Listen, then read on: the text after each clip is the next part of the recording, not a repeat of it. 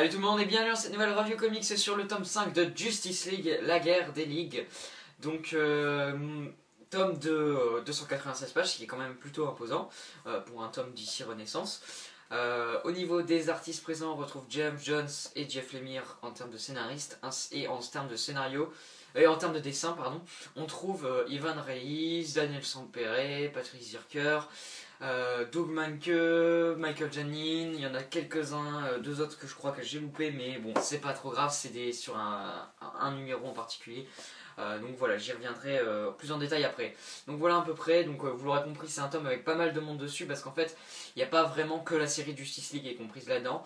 Donc c'est le tome, pour ceux qui n'auraient pas compris, donc qui comprend le crossover Trinity War en grande partie, mais ainsi que son prologue, on va dire en quelque sorte. Disons que voilà, on sentait que quelques mois avant, 4 mois à peu près, voilà, il y avait vraiment des numéros qui servaient vraiment à bien introduire Trinity War avant d'arriver au crossover. Et donc voilà, c'est ces numéros-là dont je parle.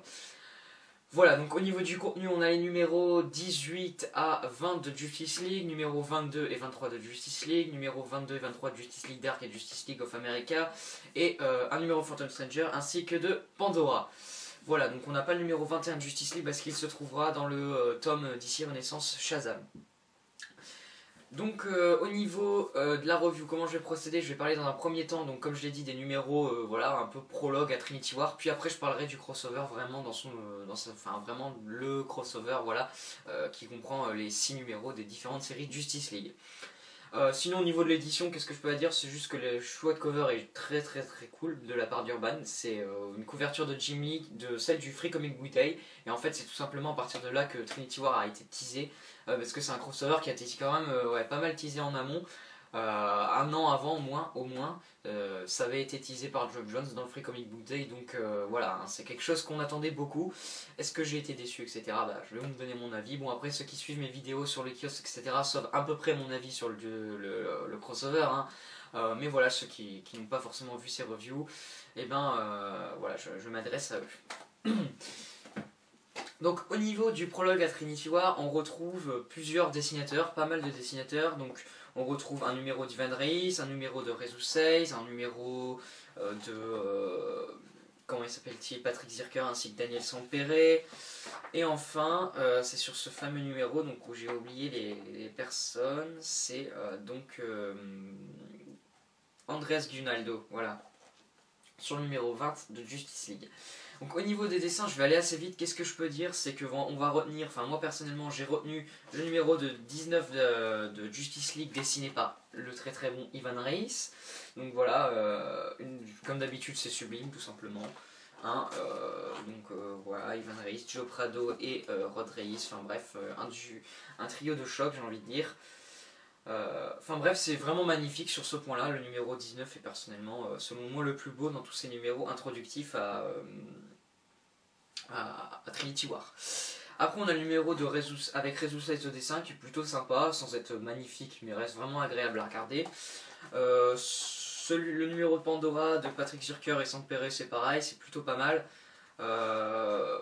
mais c'est encore un cran en dessous selon moi. J'essaye de vous trouver voilà, les planches, c'est pas non plus exceptionnel, ça c'est clair, hein. Et après bon, on a vraiment le point noir sur le tome, voilà, c'est la partie d'André Junezzo et Genea. C'est vraiment pas terrible je trouve, voilà, moi je suis pas hyper fan en général de ce genre de dessin.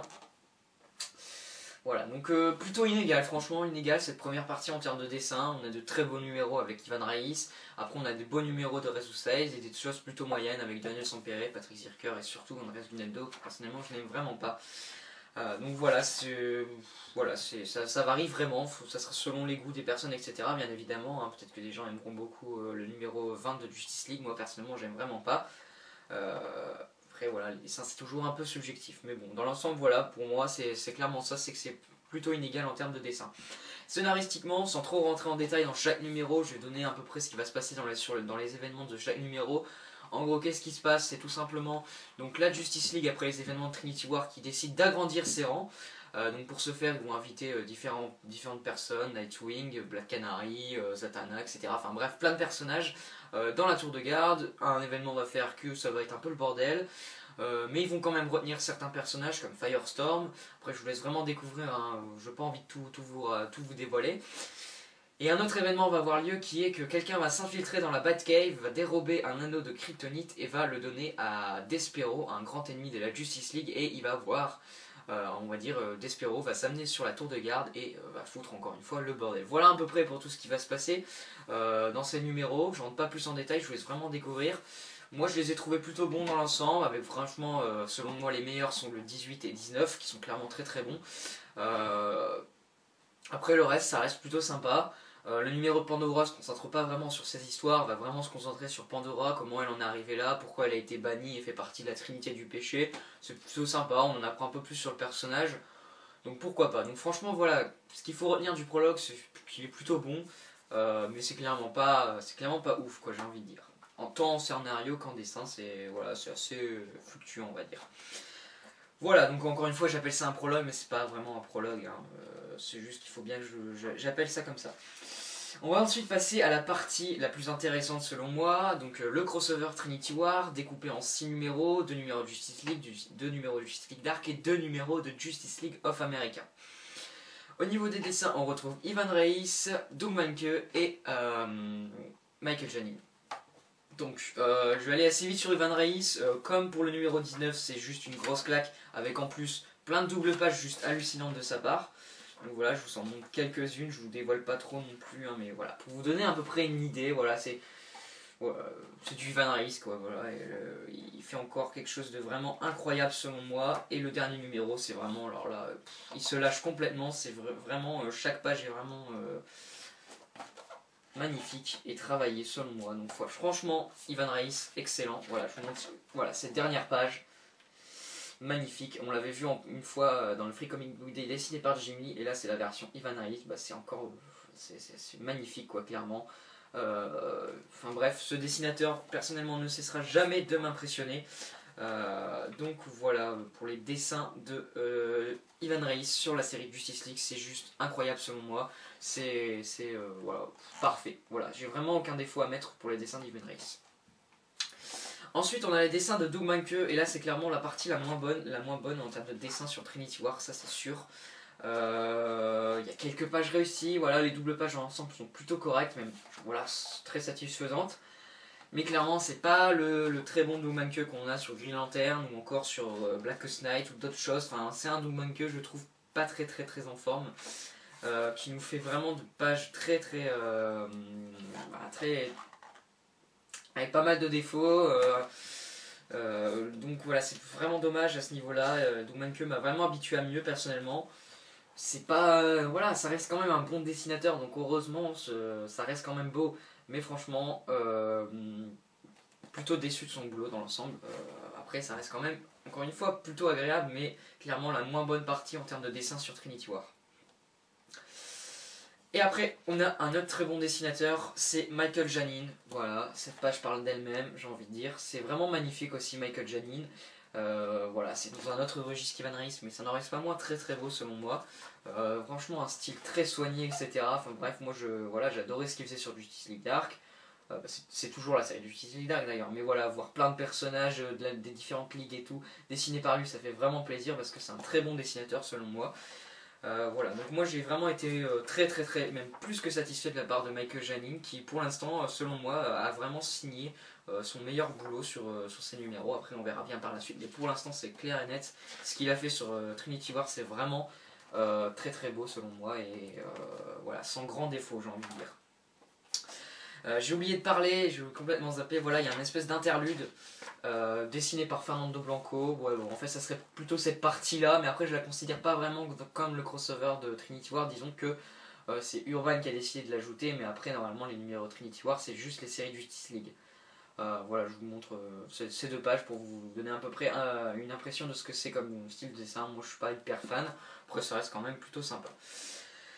Donc voilà pour les dessins dans l'ensemble, du très bon avec Ivan Reis et Michael Janin, et du plutôt bon avec Doug Mahnke qui nous fait un boulot voilà, pas aussi bon que d'habitude, mais ça reste quand même bon selon moi, avec quelques pages plutôt moyennes, mais voilà, dans l'ensemble c'est plutôt satisfaisant. Et après on a Fernando Blanco qui est plutôt bon, mais c'est clairement ce qu'on retiendra le moins. Au niveau du scénario, sans trop en dire, Est-ce que j'ai vraiment envie de vous laisser tout découvrir parce qu'il va se passer plein de choses dans cette crossover Trinity War, ça c'est clair et net. Qu'est-ce qui va se passer? On a tout simplement Pandora où on apprend qu'en fait elle a répandu les maux sur Terre, etc. Le mal sur Terre en quelque sorte, avec les 7 péchés capitaux, etc. Mais bon, ça je rentre pas en détail, je vous laisse vraiment découvrir ça dans le prologue à Trinity War avec le numéro sur Pandora. Et elle cherche un moyen de tout simplement ouvrir la boîte de Pandore qui recèlerait apparemment un moyen de détruire le mal sur Terre, etc. Et pour ça, elle a besoin d'un être le plus puissant, en quelque sorte, un truc du genre, enfin bref, une prophétie. Et pour ce faire, elle va voir Superman, et sauf qu'il va se passer quelque chose, ça va pas se passer comme prévu. Voilà à peu près pour ça. Et d'un autre côté, on va y avoir dans un premier temps un affrontement entre la Justice League et la Justice League of America suite à un événement vraiment important selon moi, donc je ne devrais pas vous le révéler. Voilà, un événement vraiment, très, moi personnellement je m'y attendais pas du tout et ça survient d'un coup comme ça et franchement c'était plutôt bien fait je trouve de la part de Geoff Johns. Donc voilà, donc ils vont se mettre sur la gueule, etc. Et pendant ce temps, on a l'Outsider, donc le chef de la société secrète des super vilains, qui avance les pions sur son échiquier, qui a enlevé Madame Xanadu et qui prévoit encore une fois un grand coup. Mais sauf que là, on sent vraiment que ce qu'il manigance arrive vraiment à terme et qu'il est à quelques heures de pouvoir accomplir ce qu'il veut faire, tout simplement. Voilà à peu près pour le scénario en lui-même. Je vous laisse vraiment découvrir. Moi, ce que je peux donner mon avis sur le scénario, c'est que c'est vraiment bon, je trouve. C'est vraiment un très bon crossover, je trouve. Voilà, ça remplit vraiment son contrat, selon moi. Moi, je m'attendais à lire quelque chose de vraiment explosif, avec pas mal d'action, etc. Des révélations, on en a, heureusement. Surtout dans la conclusion de Trinity War, qui est selon moi clairement le meilleur numéro sur le crossover, clairement. Le numéro est juste excellent en termes de scénario, et en plus, voilà, il est accompagné d'Ivan Reis, donc voilà, ça nous donne quelque chose vraiment de magistral. L'introduction à Trinity War, c'est pareil, c'est vraiment très très bon. Donc franchement, selon moi, les meilleurs numéros de Trinity War sont ceux de Geoff Johns et Ivan Reis.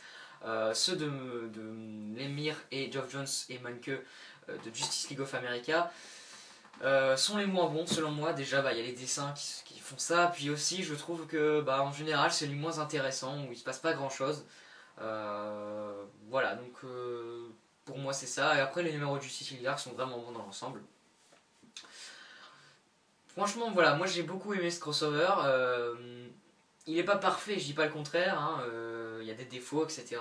Des fois, bon, il se passe pas grand chose par moment. Je pense que les 2 numéros de Justice League sont vraiment indispensables, mais je pense clairement que les 4 numéros donc au milieu donc de Justice League et Justice League of America, Justice League Dark et Justice League of America auraient pu être résumés en seulement 2 numéros. Ça aurait fluidifié tout le crossover parce que là, j'avoue que par moment il se passe pas grand chose sur certaines pages, on se dit bon voilà, faudrait que ça avance un peu. Donc c'est plutôt dommage à ce niveau là et je pense que vraiment voilà, tout ça résumé en 2 numéros ça aurait été parfait et ça aurait vraiment donné quelque chose, un rythme encore plus soutenu au crossover et ça aurait été selon moi parfait. Clairement pour moi le numéro de Phantom Stranger ralentit encore plus le crossover. Alors il y a quelques trucs, quelques dialogues qui vont être importants pour la compréhension, mais franchement je trouve vraiment que ça casse le rythme du crossover et c'est plutôt dommage. Donc voilà, ça en rajoute une couche, mais bon. Après, ça reste quand même vraiment efficace selon moi. Il va se passer pas mal de choses, je vous dis, il y a vraiment plein de révélations. La fin, vraiment les dernières pages, voilà. Bon, en même temps, faut pas que je le dise, mais bon, je pense que voilà, les gens qui s'informent un peu savent de quoi ils leur retournent. Mais voilà, clairement, la fin c'est juste excellent. Donc voilà, moi j'ai beaucoup aimé le crossover en lui-même, il est pas parfait, mais franchement ça reste du très bon niveau selon moi. Donc comme note globale que je mettrais, c'est un 4 sur 5 à ce tome 5 de Justice League.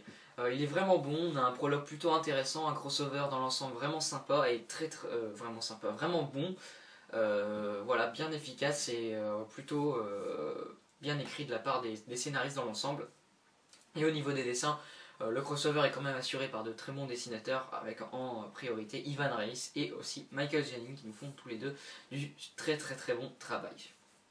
Donc voilà pour mon avis sur ce tome, je le conseille bien évidemment, c'est là où quand même il y a les événements majeurs sur l'univers d'ici qui se passent, donc voilà, c'est là où il y a pas mal de bouleversements.